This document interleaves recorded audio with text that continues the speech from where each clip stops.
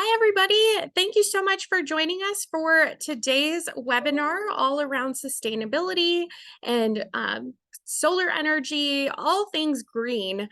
Tonight, we are thrilled to have one of our business partners here in the Alumni Association here to present all of their tips and tricks for how you can incorporate clean energy into your daily lives. And tonight we have alumna Valerie Ives from the credit union, she's been there for about 13 years, and she's here to share her expertise with us.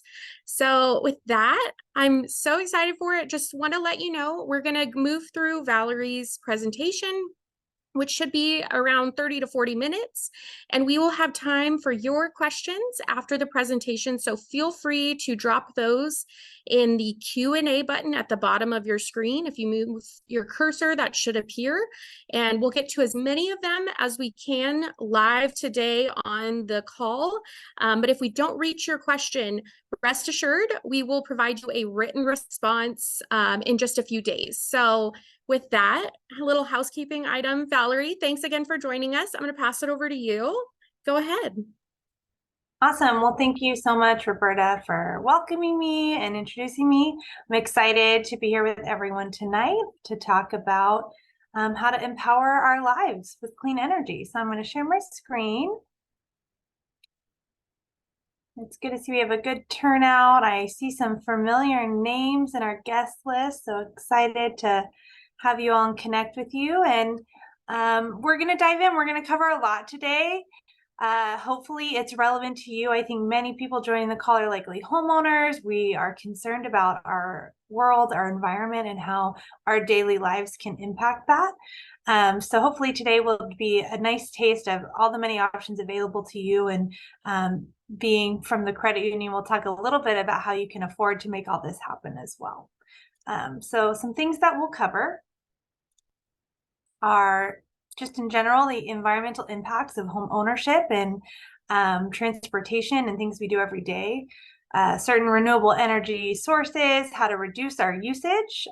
We'll talk specifically about construction of eco-friendly ADUs, how that's something that's growing all over the country. We'll talk about financial incentives available to consumers for the many different sustainable choices they make, financing options for these choices, and I'll leave you all with some resources for further learning. So to start, let's talk about the environment. I think most of us probably on this webinar can agree burning fossil fuels, it's the #1 cause of climate change. And the concern for this has been around for many years and it's growing. About a year ago, the IPCC put out a finding that indicated we really needed to curb and peak at our emissions over the next 3 years if we wanted to meet warming targets. And a lot goes into those emissions. A lot of it is commercial sector, but there are a lot of ways that we actually in our day-to-day can reduce it, from small decisions to large decisions that we make in our homes. This next slide is a little, got a lot going on, but I'm going to break it down first a bit. They actually call it a spaghetti chart here. So on the left-hand side, you're going to see the source of energy consumption. So these are contributing directly to CO2 emissions. And on the right, it's the end use. Where is that all going? And so a lot of times when we have these conversations, I think it's very easy to chalk everything up to commercial industries, which play a big role. But you'll notice in the light yellow at the top is transportation, and then kind of that, not the gold, but the one right below it, that's a little more orangey, is residential, and that's 19%. So between those two categories, which are the ones we're going to focus on today, that's almost 60% of emissions that we as individual consumers can play a direct role in. There is a lot in the industrial world as well, and commercial, and we're all play a role in that in some way. So I do encourage you all to think about, applications to be more sustainable and go green in your professional lives as well. But for the purposes of today, we're going to talk more specifically about how we as consumers, homeowners, people who commute and go different places, how we can have a positive impact and help reduce these emissions. I have another little chart here just showing you, this is from 2021, a little outdated, but it's similar still. These are the sources that really contribute to electricity. The renewables is that green category, and things that we hear more often now, like solar and Kuna, it's still a very small percentage of our actual generation of electricity. So there's a lot of room to grow, a lot of electricity that can be generated from much more sustainable options. And this one kind of shows you over time, since this was being tracked in the 1950s, how renewable sources specifically have changed. And one I'll point out is just solar, which is in yellow, and you'll see it wasn't even really on the chart until the last 15 years or so, and it's increased. And I'd say if this were to continue through 23, it'd probably be continuing that trend upward, which is really encouraging. I mean, we've all seen just in for homeowners, the volume of solar being installed on homes and even businesses has really increased. And so that is a good positive change. And hopefully some of you are maybe already in process of that, or thinking about that and considering it. And that's why you're here. And just a little, I'm going to talk a little bit more specifically about solar and why it's such a, hot topic in the conversation around climate change and sustainability. And that's because it's from an abundant resource. Scientists actually estimate that enough solar energy hits the earth every hour to power the whole world for a year, which sounds like a lie, but that's really a true statistic. It is an estimate, but that's just how much of the resource we have available, and kind of can give you an idea of why we really need to tap into this more for so many things. And that involves more technology being developed, but it's also something that can really transform, the long-term environment that future generations live in as well. Solar is also emission free, so that reduces those greenhouse gases. It improves just the local air quality, and it's pretty limited in terms of land usage. There are other renewable sources like wind and things that take up a lot of land, actually, where solar can kind of be tacked on to a lot of different places, like a house, a building, even cars, things like that. So very exciting technology there. And now I'm going to dive into some more specific sources here and what are reasons that solar is a benefit, not just to the environment, that's a big one obviously, but to us as people living in the world. And a big one is just we get immediate savings. So once you have a solar system installed and you're utilizing it, your utilities are going to reflect that. And that can look different depending on where you live. I know we have people from all over the country who signed up for this webinar, so there are definitely different ways that different governments try and incentivize that and utilize it. But especially if you are storing your own power on site in the form of a battery or something like that, that's energy that you don't have to purchase from somewhere else. Long term, you can build up more income and savings because you're not spending it on the purchase of energy for everyday things. Solar can also increase your property value, and it also does not, it'll increase your property value without increasing your tax value that you have to pay, which is a really great benefit as well. And there are lots and lots of government incentives available to us today. Those may not be around forever, so I do think there is somewhat of an urgency where we want to take advantage of solar. And we'll get into some more specifics on those incentives later in the financial section of the presentation. Aside from solar, I wanted to talk a little bit about electric vehicles. Electric vehicles similarly help reduce emissions. They are energy efficient, and you can actually track a lot of your energy usage with different technology depending on the vehicle you have. There is an enhanced driving experience in some ways too. So this is just a quieter vehicle, a smooth ride. You get benefits like additional storage space when you have a vehicle that's fully electric and doesn't need a big engine in the front.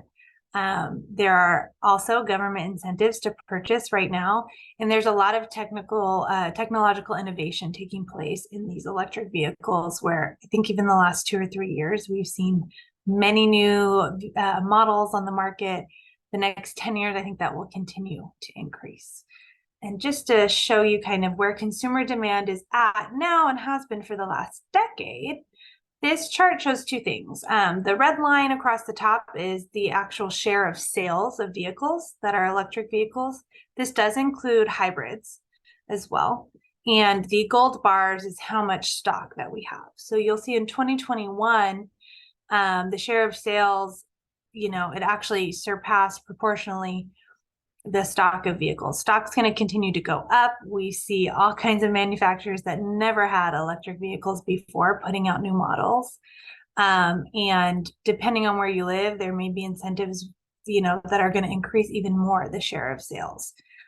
In particular, the introduction of a lot of bigger vehicles has really shaped this. So for a long time, I think we saw a lot of Priuses on the roads and maybe some Teslas here and there, depending on what region you lived in, but mostly smaller vehicles.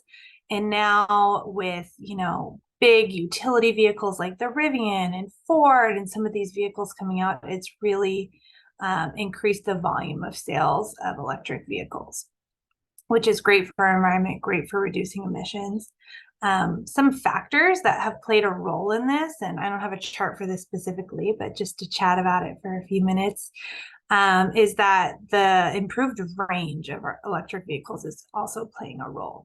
So I think in 2011, 2012 era, it was an average of 68 miles that you could get on a single charge, which could work for a daily commute if you could charge at home or things like that. But not a super reliable option for people in a lot of parts of the country, or if you did a lot of driving or long range driving. Today, a single charge has actually increased to give you an average of 234 miles, which is obviously much longer, can last a lot longer, and makes it a more reliable option for a vehicle, especially if you're going full electric.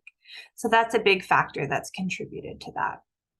There's also been studies that have found that for consumers that switch to EVs over the life of their vehicle, which could be anywhere from 3 to 10 years typically, in addition to saving on fuel, they can save consumers between $8,000 and $12,000, which is really on maintenance of the vehicle, because there's a lot less frequent maintenance required for an EV than your typical gas vehicle. So a lot of reasons that demand is going up. I would guess this chart in 5 years, we're just at the bottom of an exponential curve, and we'll see even more. In addition to, switching over to an option like an EV, there are also ways to just reduce the impact and usage of energy. So even if you're driving an EV, or if you're still driving a gas vehicle, you can make decisions that help make that impact a little smaller. So that's things like carpooling or ride sharing, and that just reduces the number of vehicles on the road. When you are actively driving, improving your driving habits to have more gentle acceleration that's using up less gas, maintaining speed. You can use cruise control for that, and really just reducing idle time. So if you're sitting in a parking lot waiting for someone to turn off the engine, a lot of newer vehicles do that automatically, which is great. But little adjustments like that may be small, but cumulatively, if everyone is making those, it does have an impact. Another thing, especially for vehicles that utilize gas, is to stay on top of your vehicle maintenance. This extends the lifespan of your vehicle and can really reduce negative impacts from, when your car is not performing at optimum levels. And other things that people maybe don't think about as much are even things like your home deliveries. And, we live in a world today where we probably place Amazon orders 3 or 4 times a week for different things, using the features like weekly delivery dates where things get combined into smaller packaging, but also it's, one driver dropping off a series of deliveries at your home instead of a driver a few times a week coming at different times. Things like that can also reduce vehicles on the road and contribute to lower emissions from vehicles. Even if Amazon's using electric vehicles, we still want to reduce the number of vehicles on the road. More on transportation is just alternate ways of transporting ourselves. So public transportation, there are some places in the United States that have amazing public transportation. Others are still working on improving that, but that's still a really friendly option to our environment. cycling and walking, especially for short trips, I think can play a big role. You know, you have the pharmacy down the street. Why not take a 20-minute walk to go pick up your medication instead of hopping in the car to do a quick trip? Telecommuting and remote work have a huge environmental impact. There's actually a lot of data out there where you can see how emissions dropped during COVID when everyone went home and people weren't out and about. There's a lot of factors that went into that, but telecommuting did play a big role. And beyond your own personal, modes of transportation, being a person that supports the work being done and policy being worked on to actually install things like bike lanes and charging stations and improving public transportation, those have really lasting impacts on our environment and are things that we can all play a role in our, local areas to help make our societies more green and sustainable. I'm going to switch gears a little bit and talk about our home and solutions to make our homes more sustainable. And so a lot going on this slide. So we'll sit here for a bit. Some of these I'm sure many of us have heard of: energy efficient appliances. The two biggest ones for these are really your refrigerator and the clothes dryer. Those are things that you can make intentional choices to get energy efficient ones. Energy Star is a really great resource to identify that can reduce your home's impact. Insulation, which includes your window treatments, can dramatically change the cost that you're spending on heating and cooling your home by just controlling, keeping temperature at a comfortable place. And that's actually a relatively affordable home upgrade as well. Choosing renewable energy sources like solar. Smart appliances, beyond the big ones, you can think about things like thermostats, smart thermostats that automatically update, or you can set eco temperatures. There are water control meters. So there's one right now in Los Angeles being promoted called Flume that actually attaches to your water meter, and you can measure your water usage and try and control it in a more proactive way instead of waiting for your bills to show up. Refrigerators, there's really fancy ones I'm sure you guys have seen where you can click a button on the screen and you can look inside your refrigerator without opening it, which may seem maybe unnecessary, but it really does make an impact to not open your refrigerator, the amount of energy used to keep it cold. So if you're just browsing and standing at the fridge looking for a snack, every minute you spend doing that is increasing how much energy usage your home has. So some of those features that maybe seem a little extra can actually have a positive impact on our environment. LED lighting is a big one, although not a huge percentage of electric usage in the home. It does add up, especially if you have a larger home. Roofing, there's a lot of cool roofing options that are being developed. One called Cool Roofs right now, where it actually is working to reflect sunlight instead of absorb it, and that helps keep your home cooler, particularly in the midday and hottest times of year. And other things to consider too are things like landscaping and using plants native to your area that can thrive naturally with the available resources. It can reduce water usage in areas like California, where it takes a lot of water to keep a really green lawn and a more desert-like climate. And utilizing trees for shade and sun in places where it gets really cold.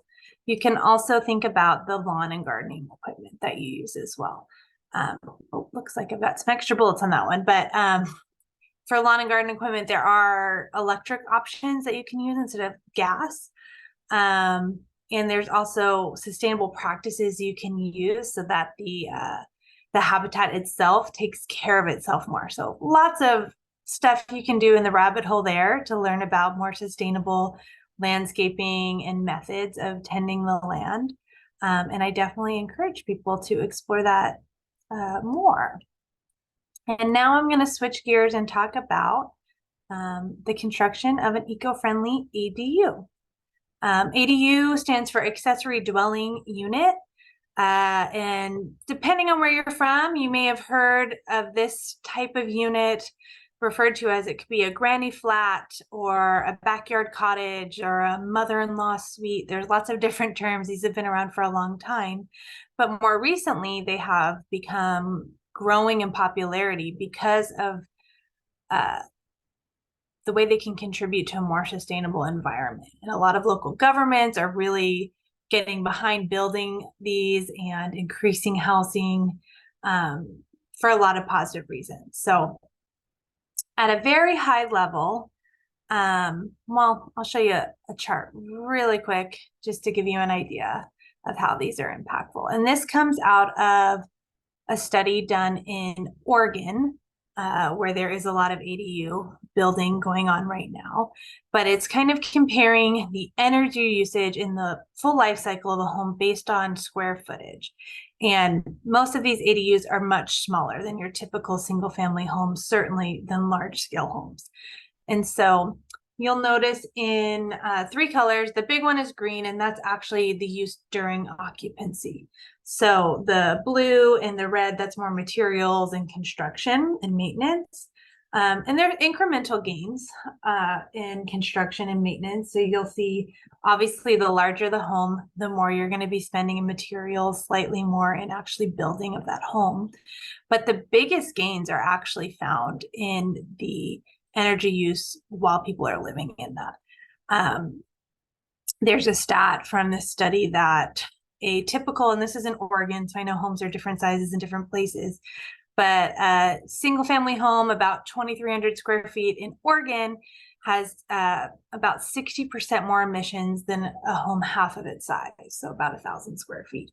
And that's over a 70-year lifespan.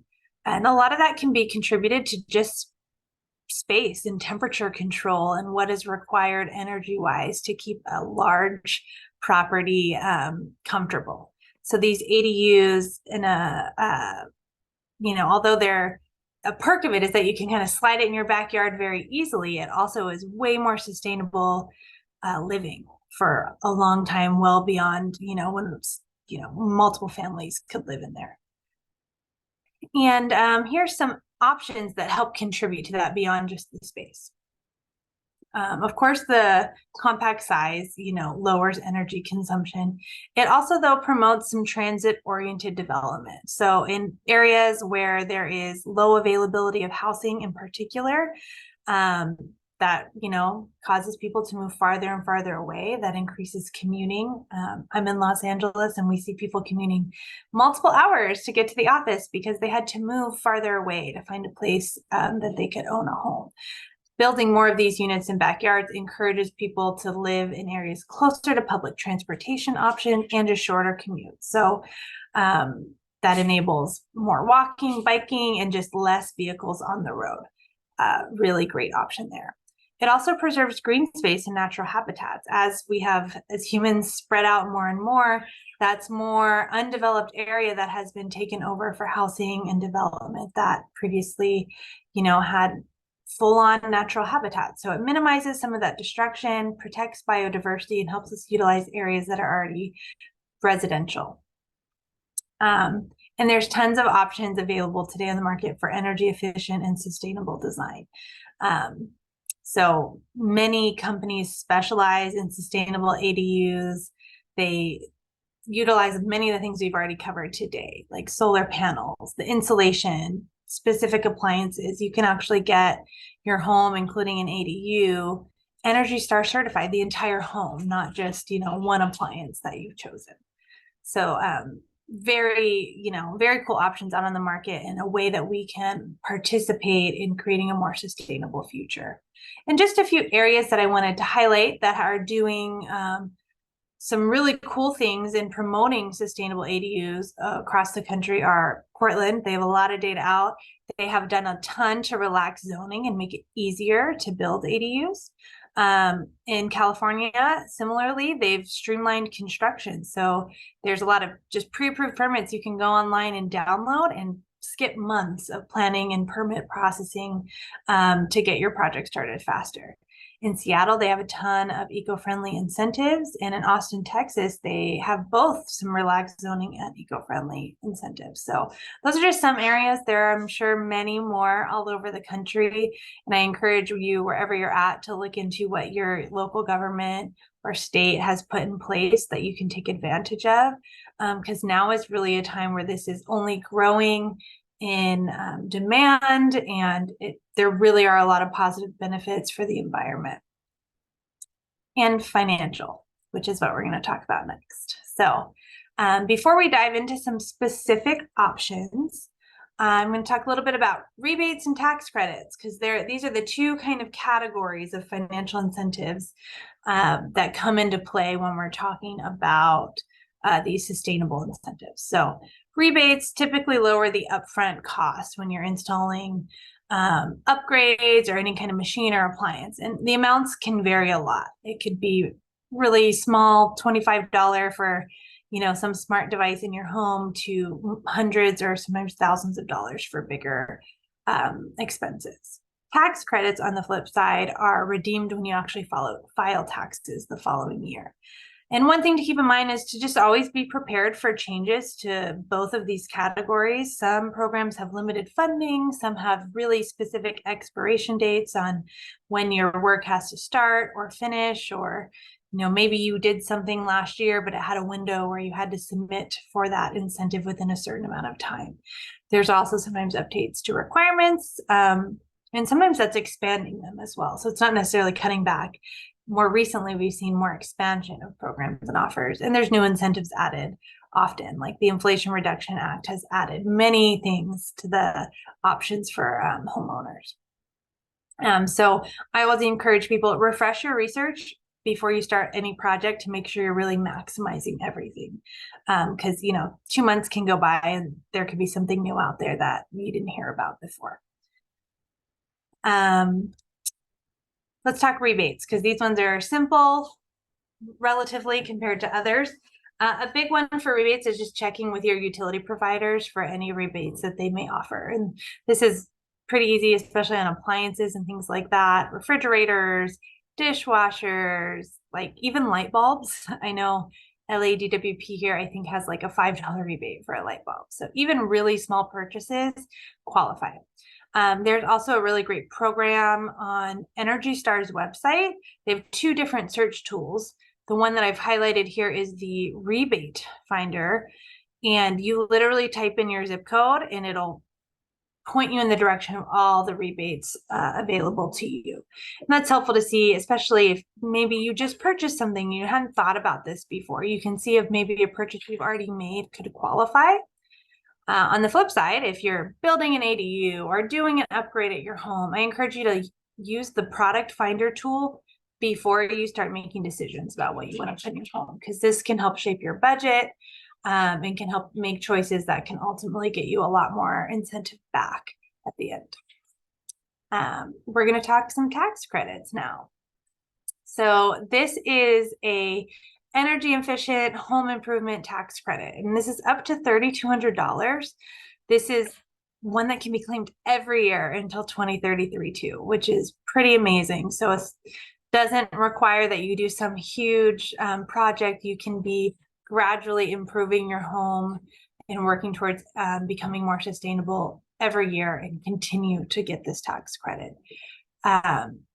Energy property costs and certain home improvements like doors and windows have a maximum of $1,200, and other things like heat pumps, stoves, boilers, $2,000, and those are maximum per year. And you'll notice those two numbers add up to our $3,200. Qualifications for that is you got to be within the U.S. You have to improve or add on to your home, and it must be your home. So this is not your home. You must live in the home. So it's not available to claim for investment properties that you're renting out or using otherwise. So that is one thing to keep in mind if you own more than one property.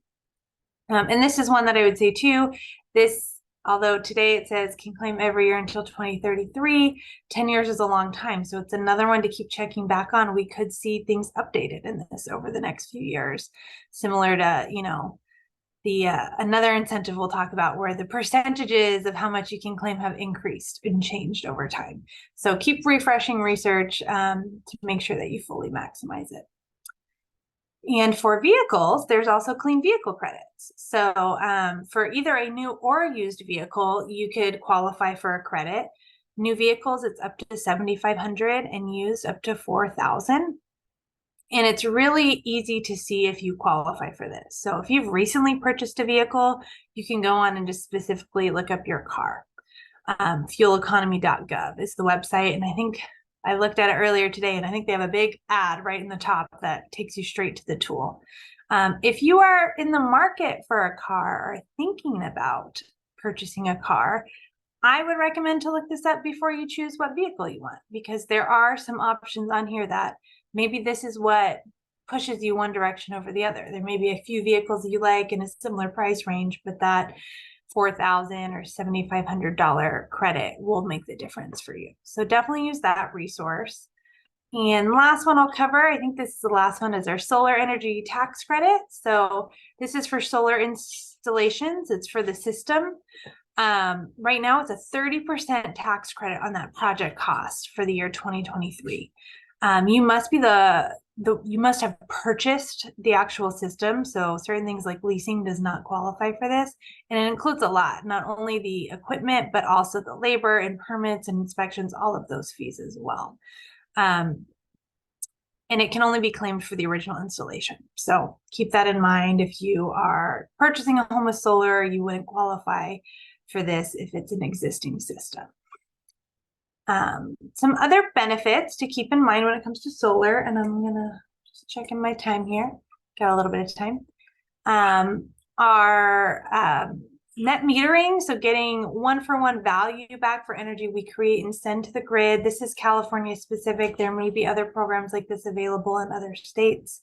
There's also specific loan programs in California. The Properties Has Clean Energy one, which has the loan actually attached to the property and not the owner. So if you were to sell your home, the loan would move along with whoever the homeowners are. And this property tax exemption, which I mentioned earlier, where, you know, value can increase when you have solar, but in the state of California, at least, it's going to be excluded from your property taxes. Alrighty, we're gonna switch to our last section, which is just financing options. So we have all these incentives that help us get money back, but we still need to start somewhere. And there are many options that could suit you depending on your situation. Obviously, you can pay for things in cash, always a great option if you have that available to you. But there are also things like a home equity loan or line of credit, a solar loan, home improvement loans, ADU construction loans. And so I'm gonna go into quick hitters on each of these products, and this is an area too. Please reach out to the credit union if you have any questions on any of these. I know everyone's situation is different, so it's helpful to talk details. We'll start with solar. So again, solar loans are really great because you're actually securing them with the equipment of your system and not your home. So ranges of term can go up to 20 years. There's often fixed rates available. And if your cash flow is maybe a little tight, we actually underwrite, and most places do, accounting for savings that you'll have in your utility costs month to month. Like any loan, you'll manage your payments through your online banking, and we'll also, with a solar loan, pay your contractor directly, some at the beginning of the project and at the completion of it. There's a lot of leasing options out there today, especially if you're in a saturated market where there's a lot of sun. In my professional opinion, I think you should never lease a solar system unless there's really no other options available to you. It really only makes sense if you don't qualify for a solar loan or anything else. And my biggest reason for this is because you forfeit that tax credit. That 30% of the cost that you can get back in your taxes, you cannot claim when you lease your system. So that's a huge loss. Is solar still a good thing to do for the environment and energy and maybe your monthly bills? Yes, but you do lose out on a big part of that incentive. And this chart just goes into details of that a little bit more. We will send these slides out. I'm not going to dive into each one, but that was my high level.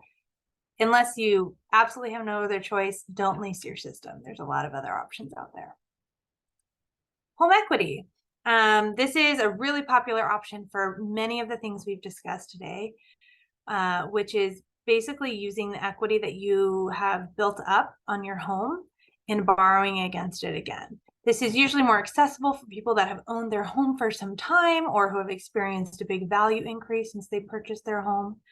And there's lots of flexibility with these loans. There are line of credit options where, like a credit card, you can continue to use funds as you pay it back. You can also do closed-end loans where you just get a one lump sum and you have a fixed payment until it's paid off. These loans are limited by the value of your home and limits. So just because your home may be worth $1 million doesn't mean you immediately have access to that. It's really based on how much value is available, and unlikely for a lender to go up to that full 100% LTV, $1 million. It's likely to be more at 70 to 80%. It does account for your existing mortgage balance as well. But if you have a home that is paid off or partially paid, this is a really great option to give you that flexibility to do everything from solar to an ADU to just basic upgrades, redoing all your windows, insulation, things like that. It gives a lot of flexibility. Another option is an ADU construction or a home improvement loan. And these are really similar products. It just maybe will have a different name depending on what your project actually is. And what's unique about this is you can actually get this loan based on your home's future equity.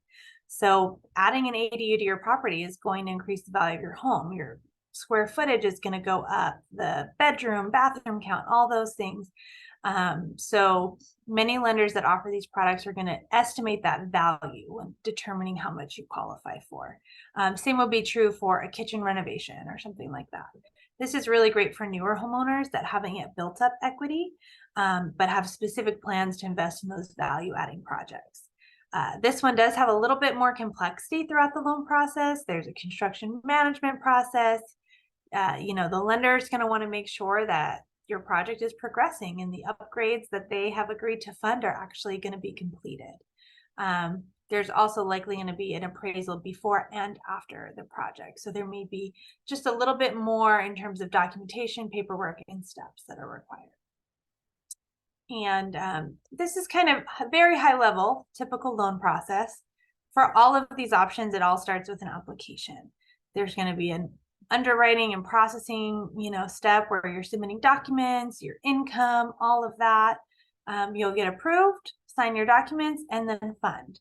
Now for a project like solar or construction of ADU, it will continue on. That funding process will be stretched out as you hit different milestones in the process. But those are all things that you'll get more information about during that application process. And it's always helpful to have good documentation prepared, your own income verification, statements about your mortgage, insurance. You want documentation of your project, whether that's solar or an ADU. For ADU construction, it's generally helpful to be at least to the point where you have an idea of, here's the plan I have. Maybe you already have a general contractor picked out. That's going to help speed up that process. Utility bills are really helpful if you're doing a project that is anticipating to reduce your cash flow or increase your cash flow by reducing your bills. And then for specific upgrades like solar, we need to see proof of that utility actually being turned on at the end to confirm, yes, this project was fully completed. So I have covered a lot of different things. Hopefully you all were able to take away some good stuff, and we'll move on to Q&A soon, but just a few resources that I encourage you to take a look at. There are many out there. These are ones that I have found helpful in my own research and things that I reference regularly. Some of these are, the State Department of Energy. They have tons of resources. Energy Sage is a really helpful one for solar.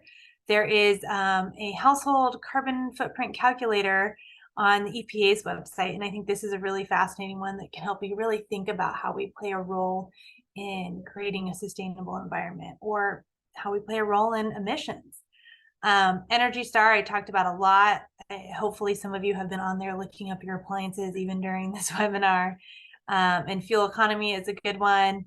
There's the Renewable Energy Laboratory and Desire, which has state rebate information as well. So definitely encourage you to continue your learning. If any of you want to talk about specific loan options, we've got a little QR code here for you. This is going to take you to one of many people at the credit union that can help talk details. And with that, I think we can probably switch over to Q&A. Awesome. Thank you so much, Valerie. There were so many great tips and resources you shared throughout the presentation. So thanks for putting that together for us. Wanted to remind the audience, feel free to use the Q&A button at the bottom of your screen and you can type in your questions for Valerie. I do want to bring attention to a couple that were asked, and we had provided written responses, but I think it's great for the group. Yes, you're getting the slides from today's presentation. We will send it out with a recording of tonight's session. And then another great question that Valerie's colleague Terry helped answer. If you're ever interested in installing solar panels and receive many emailed solicitations from vendors, trade groups, etc., how do you get an accurate, not sales pitch information about costs and rebates? And Terry dropped in a link for some impartial advice, so be sure to check that out. And of course, use your Trojan network, talk to your neighbors, talk to your former classmates, your colleagues, things like that about their experiences with solar. But one question we had come through actually in advance of today's session was if with all of these different things that are available to us, whether it's EV vehicles or solar, different things around the house like smart thermostats, where would you say is like the best place to start? And then would you give any advice on like mapping out like year one, you should maybe focus on these things and maybe save up for this project? That is a great question, one that I weigh from my own life often. And I'm sure I don't think there's a wrong way to go about it, is how I would start. But the way I have approached this in my own life and my own purchasing decisions is really thinking about, one, what resources do I have available to me today that I'm able to capitalize on and make use of, and what's going to have that the highest long-term output. So solar is a big one that, I'm trying to, that's on my short list for things that I want to get done on my home, but it is a little bit more expensive than some other long-term impact things. So in my home, we've been trying to knock off some quick hitters that can be done in less than a week.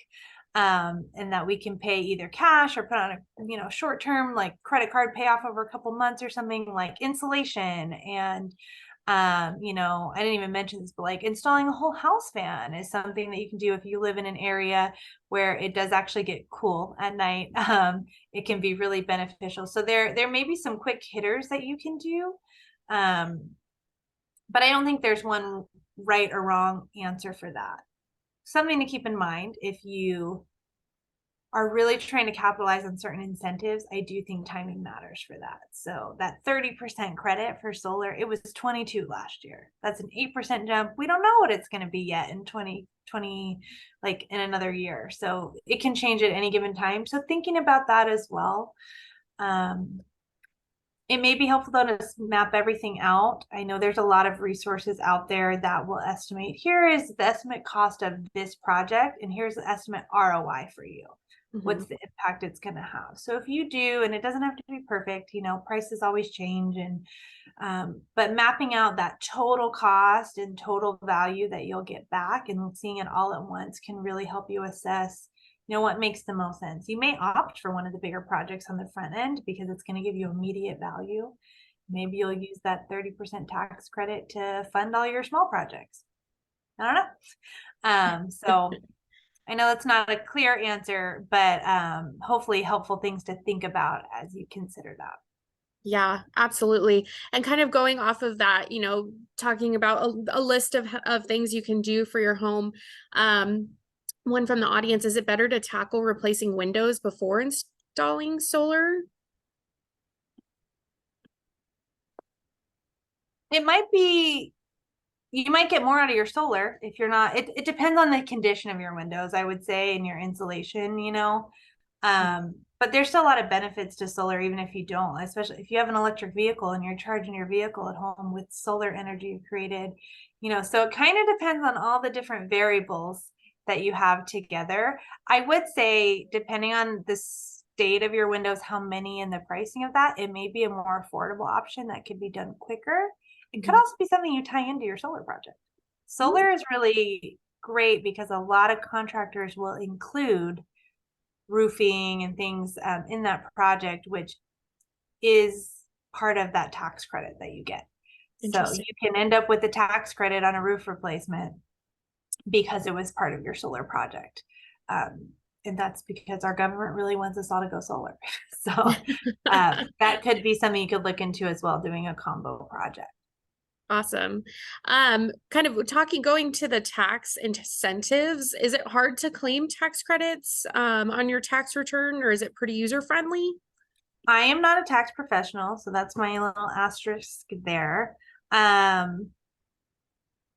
I think depending on your comfortability doing taxes, it's pretty, so many people have been doing it. I think maybe when those credits first came out, it was maybe a little like digging to figure out how to do it. But I think tools like TurboTax, and there's so many online blogs and how-tos. I think it's become a lot more streamlined, especially for credits like the solar one that's been around for quite a few years now. Yeah. Um, Interesting, but do you have any horror stories on the I do chance not. There are lots of follow my journey on YouTube, though. I haven't watched a ton. Most stories that, I mean, anyone that's done construction knows Yeah. any type of construction, there's always the unexpected. Yeah. But I think I've heard stories maybe where the roof gets damaged while they're doing solar, and then you have to like include things you weren't anticipating.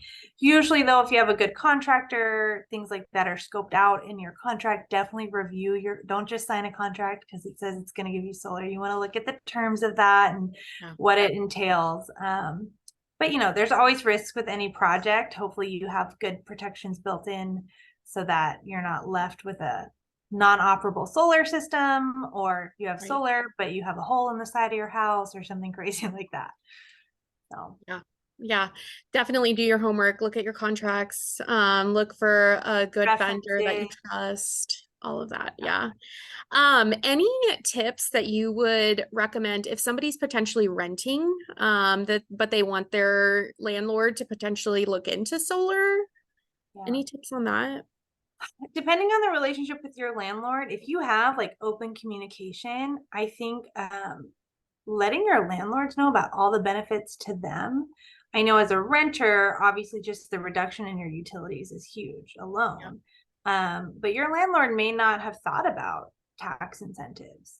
The solar credit does apply on investment properties. The energy efficient home upgrade credit that's newer does not include investment properties, and that's the more broad one that can, a lot of different things can qualify, but solar absolutely does. And so that's a big area where it can increase the value of the property. It can get that tax credit for them. And, some people resonate more with saving the environment. So, do your research on your audience and what's going to resonate with them. But I think money always talks. So making them aware of, yeah, I'm asking about this because I'm trying to save some money, but here's how much you could save. For me, it's $30 on my bill once a month. For you, it's thousands of dollars. So Right, right. So send this recording, send the slides to your landowner or landlord, and they will have the resources. How about for those that are in maybe more of like a temporary situation, if the home they're living in is not their forever home, but something, maybe a little more short term, is solar the right decision for them? yeah, I personally believe it is. I think while you do capitalize on the savings over time for solar, you are still going to be able to realize increased value when you sell your home. Hopefully, enough to recoup the cost of that. And I Yeah. also just think it's the right, I hope every home has solar at some point. And we're all drawing on that abundant resource that can fuel our entire world for a day and an hour. So I still think it's the right thing to do, but you may want to, measure, are you planning to move and buy another house in 1 year? That may be something that financially you might need to figure out the math on that. But depending on where you live, like in California, there's the PACE program where that loan is attached to your property. So that's a great option to look at, where you can get that solar project started. And then when you are trying to sell your home, that becomes part of that conversation where the new buyers would take over that. Interesting. That's great. Great advice there. It looks like we only have about 5 more minutes. So I'm going to cut off the Q&A. As always, if you have any additional questions, please feel free to reach out to us and we can get those questions to Valerie. But thank you so much, Valerie, for putting this presentation together and for answering all of our questions. Really appreciate you taking the time, and thank you to all of our Trojans who joined tonight's call. We really appreciate you taking a little bit of time out of your day to learn more and do this continued education with us. We do have some really exciting programs throughout the fall, both in person and virtual. So we would like to meet you wherever you are. And you can always check out more information on our website at alumni.usc.edu. And as always, please be sure to use your Fight Online profile because that's where our events calendar lives. So you can find that on our website. But thank you again for everybody for joining us. And I hope you have a great rest of your evening. Fight on. Fight on. Bye.